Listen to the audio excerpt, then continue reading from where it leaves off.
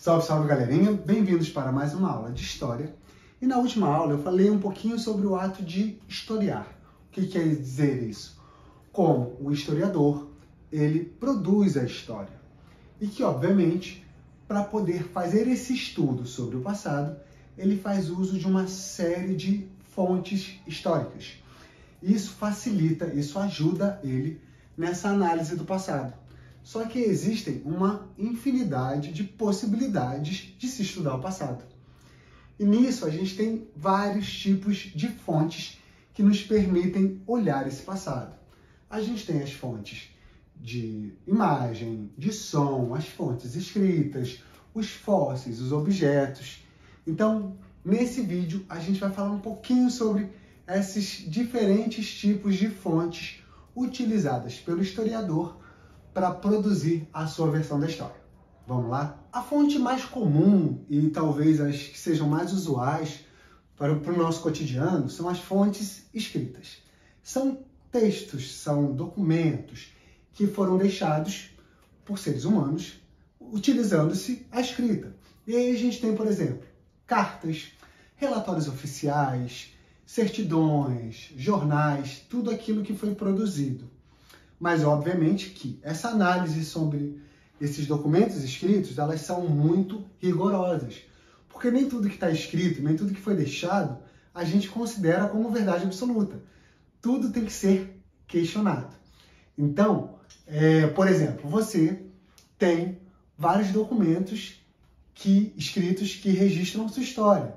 O primeiro que a gente faz uso é a nossa certidão de nascimento, que é um documento que a gente carrega o resto da vida.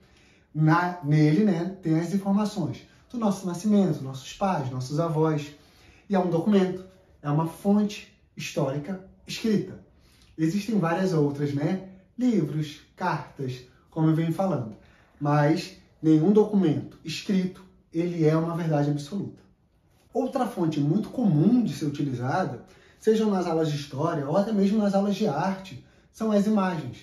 Porque uma imagem, ela é um texto, sem o uso de palavras. Então, quando a gente analisa uma pintura, fotos, desenhos, a gente está analisando aquela produção que foi feita num determinado passado. Um exemplo clássico são a arte rupestre. No momento em que o homem ainda não tinha inventado a escrita, ele acha, através da arte, do desenho, uma forma de deixar registrado a sua história. E até hoje o homem faz uso dessas imagens como registros. Então, quando você tira uma foto do seu aniversário e você vai guardando essa foto ao longo dos seus anos, você está produzindo um arquivo visual da sua história. Outra fonte que se encontra cada vez mais em uso são a fonte sonora, os sons. Podem ser músicas que muitas vezes têm alguma crítica social, podem ser entrevistas, personalidades, ou até mesmo de pessoas que viveram alguma situação muito importante ou muito escandalosa na nossa história. E um exemplo disso são os depoimentos dos sobreviventes do nazismo, do Holocausto. Então, entrevistas, podcasts, todos esses recursos sonoros que gravam o som, eles deixam um registro, uma evidência sobre aquilo que a pessoa está falando. Mas, novamente, o grande trabalho do historiador não é pegar esses documentos, essas fontes históricas, escrita, oral, imagem, e tê-las como verdades absolutas. A gente vai questionar, a gente vai fazer um estudo sobre essas fontes. Uma outra também muito comum são os objetos. São vestígios que o homem deixa, sejam vestuários, joias, objetos pessoais. Então, toda vez que você vai no museu e tem lá as roupas como eram antigamente, as armaduras, as armas, uma série de objetos que eles deixaram lá do passado, eles nos ajudam a entender um pouquinho como aquelas pessoas viviam, se vestiam, seus costumes, seus hábitos. Isso é importante para a gente poder ver, estudar aquele passado. E a última, a gente tem que pensar que existem diversas fontes possíveis, tá? Não são só essas que eu estou falando. Mas, por exemplo, quando a gente vai estudar os dinossauros, muito antes dos seres humanos, A gente não tem fonte escrita, a gente não tem fonte oral. O que a gente tem, por exemplo, são os fósseis, que através da ciência, né, do uso do carbono, os cientistas conseguem saber, datar de quanto tempo tem aquele fóssil. Hoje em dia, com a tecnologia, com 3D e a computação, a gente consegue recriar como seriam aqueles animais.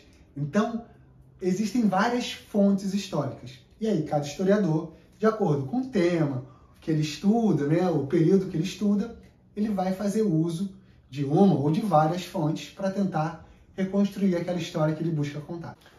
Então, por exemplo, dois historiadores que estudam, sei lá, a Revolução Francesa, eles vão ter seus questionamentos e provavelmente vão produzir versões e olhares diferentes. Porque, por exemplo, alguém pode se focar na questão nobre da monarquia, da desestruturação da monarquia francesa e ter esse olhar sobre aquele grupo de pessoas.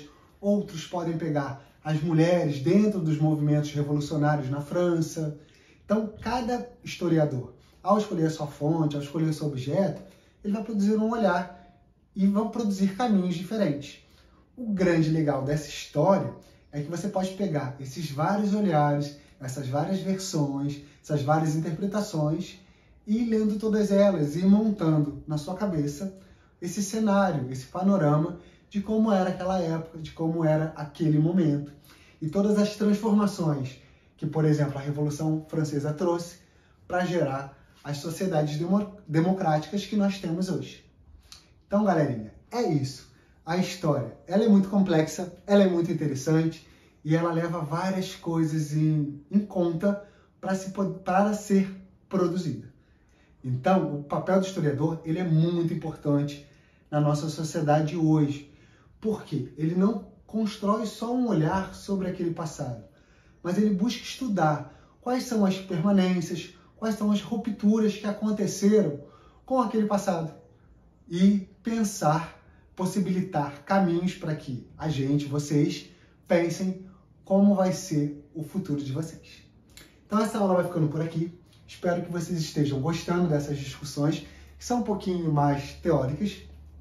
Curtam, compartilhem, se inscrevam no canal e não esqueçam de dar o like aí, que é muito importante. Até a próxima aula.